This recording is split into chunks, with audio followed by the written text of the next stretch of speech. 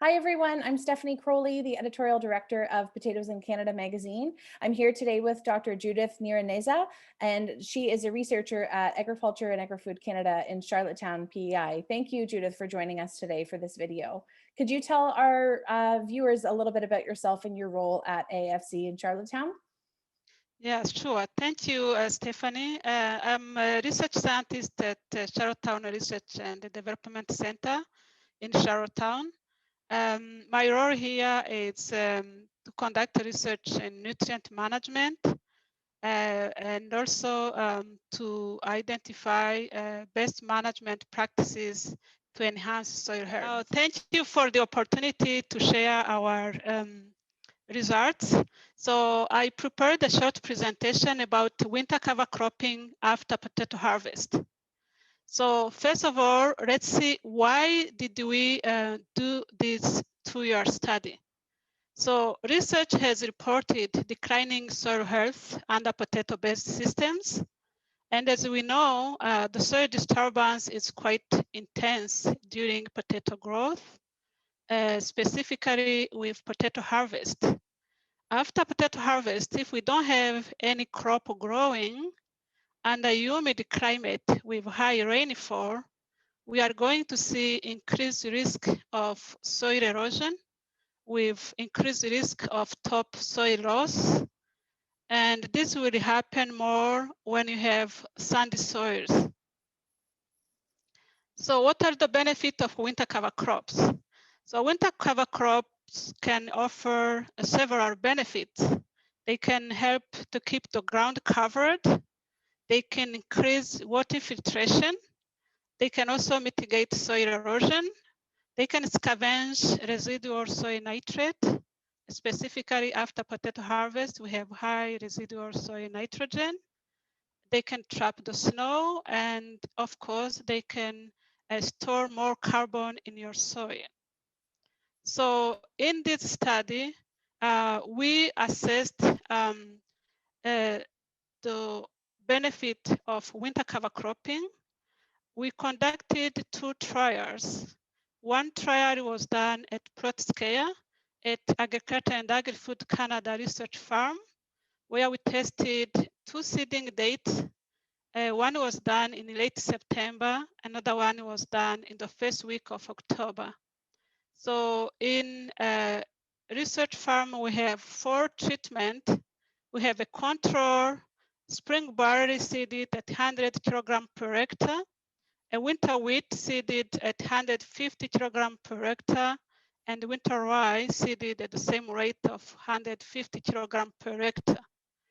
At the research farm, we performed 2 passes of secondary tillage, and the cover crops were drilled in the soil. In commercial fields, we had winter wheat, what was drilled in at 168 kilogram per hectare, and it was compared with a control. And then we had also another field with winter rye broadcast at 213 kilogram per hectare compared to a bare soil. Great. So what did we measure? So we measured emergence count.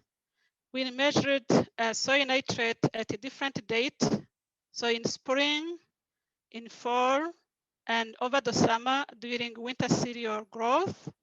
We did measure also nitrate released over winter using anion exchange membranes, and I will explain how this works in the next slide.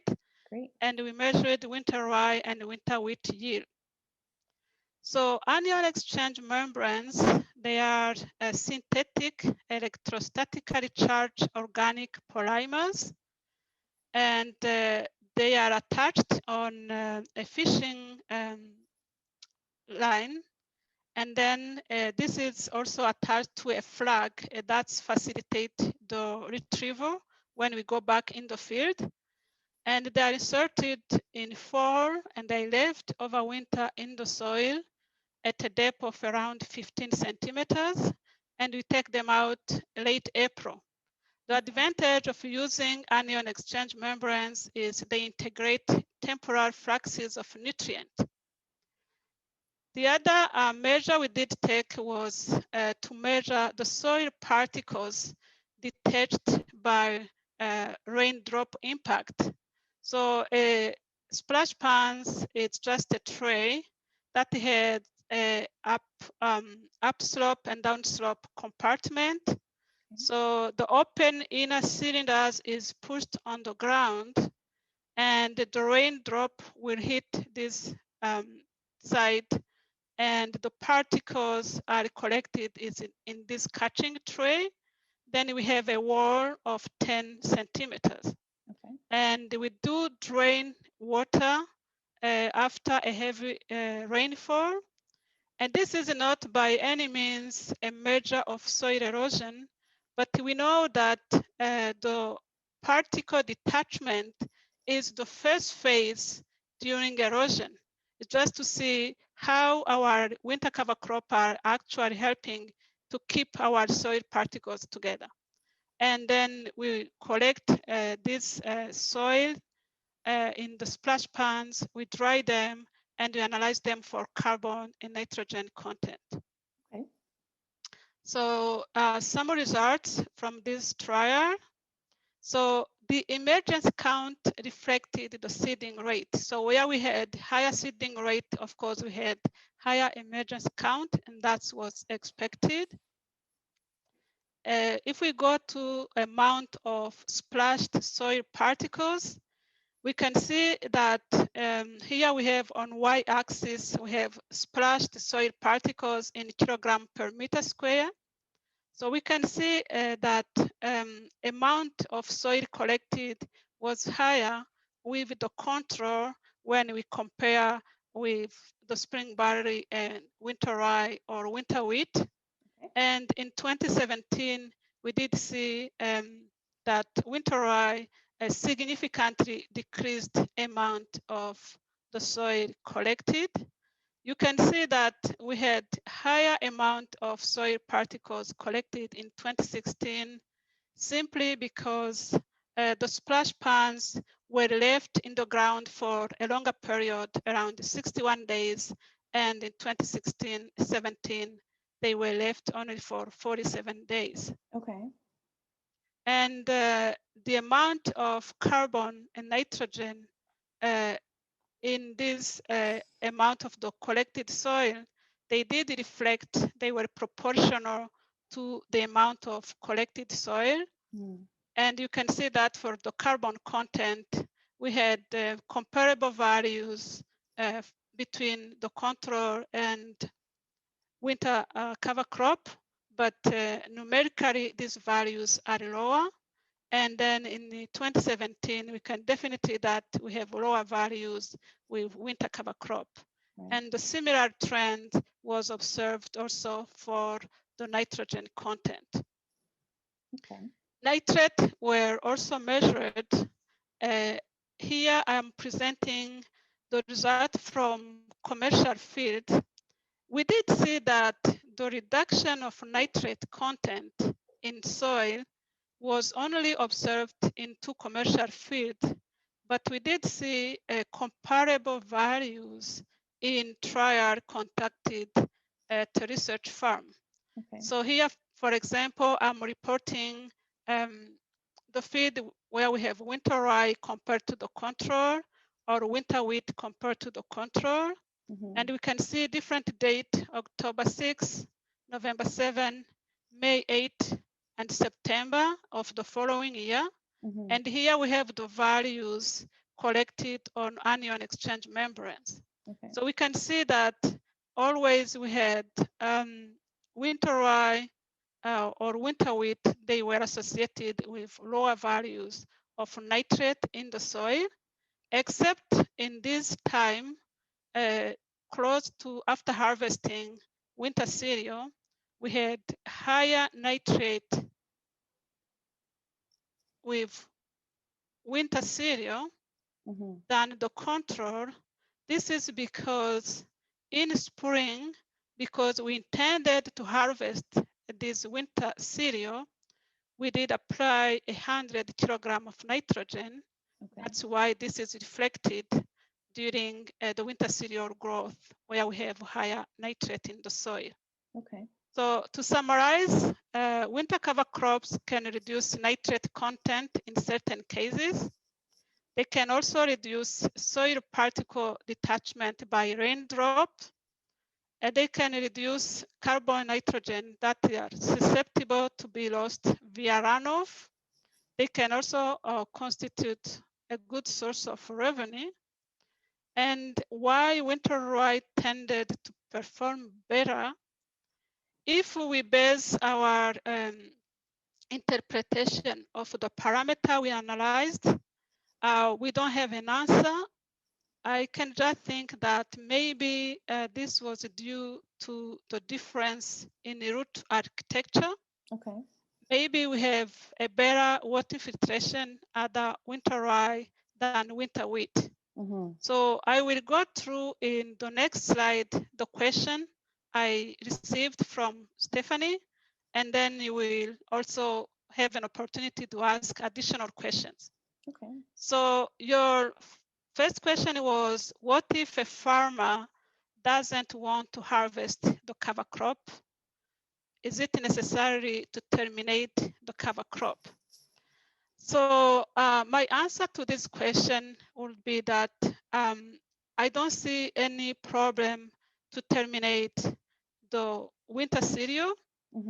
However, in PEI, I don't know, I am not aware of growers who would grow winter wheat or winter rye and terminate it. Most of them, they harvest them, not for making money, it's just to provide that winter solution. Otherwise, I think a grower has to consider the availability of the seed at his farm and the cost of the seed.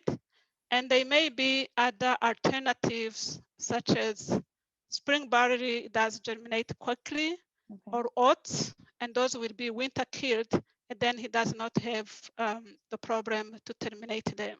Right.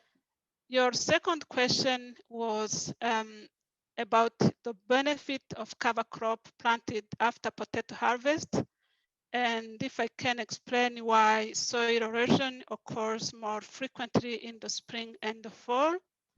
This is simply because during fall and spring, most of the time we don't have any crop growing. Right. So, and when you combine loose soil with high precipitation, and the Canadian winter is characterized by snow. So if the snow melts in spring and you combine it with a bare soil, then you will have increased chance of soil erosion. The other question was about if potato farmers are looking of seeding winter cover crop, what consideration they should take into account, and if there are any advice to give. So I would say that we are all learning in this. So as I said in the previous question, I think it's important to consider also the regional context. So how wide is the window by the time you harvest your potatoes and to grow your winter cover crop? Right. The cost of the seed does play too. And also if the grower will be able to drill in the winter cover crop or to broadcast them, right. Because if he broadcasts them, he will have to increase the seeding rate. I know there are some growers who do broadcast the winter cover crop before they even dig potatoes, just to give them that timing. Right. So then when they are digging potatoes, they are going to cover the seed and then they can germinate after that. So I would say there are many factors to consider, but the best way is just to try and to leave a strip and try different scenarios and see which one works better. Okay. And what are our next steps in this research? So winter cover crop and summer cover crop are best management practices we are testing under ongoing Atlantic living laboratory project. And this project, we have a collaboration between scientists and stakeholders. I know there are many trials going on right now about winter cover cropping and summer cover cropping. We are testing, for instance, a different candidate after potato harvest, but also ahead of potato harvest. Okay. And when you test them ahead of potato harvest, you have more time. So we can seed winter cereal in late August and the first week of September. For example, I'm reporting down here some pictures for our screening trial we are doing. So we have winter rape, root max ryegrass, and spring barley. And we are also having some radish in this screening trial. Okay. So this one were seeded on September 5th, 2020. Yeah. And the picture were taken on November 18. So you can see we have really a good ground cover. And this one are going to be winter killed. So we don't have any issue on killing them in the following spring. Right. And under living laboratory, we have a multidisciplinary team. Now we are analyzing a broad range of parameters. For instance, if we are planting winter cover crop ahead of potato, we are going to see the disease pressure on following potato, such as a scab and early dying complex. We have also agroeconomists on board to assess economic assessment, as well as many soil health related parameters. So I think that's it for now, and I would welcome your questions. Well, thank you, Judith. That was fantastic. I'm just curious about your next steps of the trial when you were talking about disease pressure for the following year.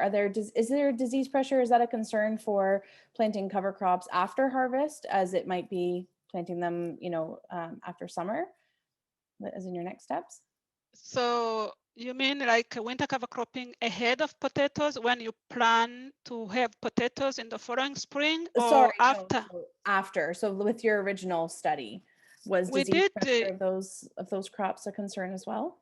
We did not analyze disease pressure in these specific studies, but it's something we are going to look in the future. Okay, that's good to know, because I would imagine that might be a concern for some growers as well, right? Are we introducing potential problems Definitely. than trying to solve the problem? I think your presentation was very comprehensive. I think it answered most of my questions, and I think a lot of the information just reminding growers about soil erosion and keeping in mind that sandy soils are more susceptible to soil erosion is something that we have to take into consideration too for growers across the country, not just in PEI. So if there's nothing else, any other advice or tips that you'd like to share before we end this interview? No, I think it's important to share the lesson learned, across the country, because there are many things to consider and each region is different. So yeah, it would be good to hear what other people found out. Yeah, absolutely. Well, we'll share some feedback with you after we release this video to growers, definitely, and see if anybody's looking at cover crops after potato harvest as well. Thank you. Okay, thank you, Judith. I appreciate your time, and thank you everyone for tuning into this video for the Canadian Potato Summit. Thank you for having me.